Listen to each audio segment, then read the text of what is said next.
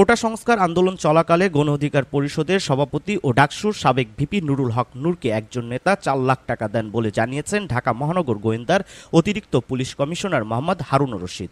সেই টাকা কিভাবে কি জন্য খরচ করা হয়েছে সে বিষয়ে জানার চেষ্টা চলছে বলেও জানান তিনি। শনিবার ২৭ জুলাই দুপুরে মিন্টু রোডের ডিবি কার্যালয়ে আয়োজিত সংবাদ সম্মেলনে তথ্য জানান ঢাকা মহানগর গোয়েন্দার অতিরিক্ত পুলিশ কমিশনার মোহাম্মদ হারুনুর রশিদ। তিনি বলেন, নূরকে আমরা রিমান্ডে নিয়েছিলাম, তার কাছ থেকে অনেক তথ্য পেয়েছি, সেই তথ্য যাচাই বাছাই করা হচ্ছে। নূর একটা কথা স্বীকার করেছেন, আন্দোলন চলাকালীন একজন নেতা তাকে ৪ লাখ টাকা দিয়েছেন। আমরা সেই নেতাকেও নিয়ে এসেছি, তিনি ৪ লাখ টাকা নূরকে দিয়েছেন বলে স্বীকার করেছেন। কেন সেই নেতা নূরকে টাকা দিয়েছেন সেসব বিষয়ে তাকে জিজ্ঞাসাবাদ করা হচ্ছে। হারুনুর রশিদ আরও বলেন, এছাড়া বাংলাদেশ জাতীয় পার্টির বিজেপির সভাপতি ও সাবেক সংসদ সদস্য ব্যারিস্টার আন্দালিব রহমান পার্থ ৫ দিনের রিমান্ডে রয়েছেন আমাদের কাছে। তার কাছ থেকে কিছু বিষয় জানার চেষ্টা করছি।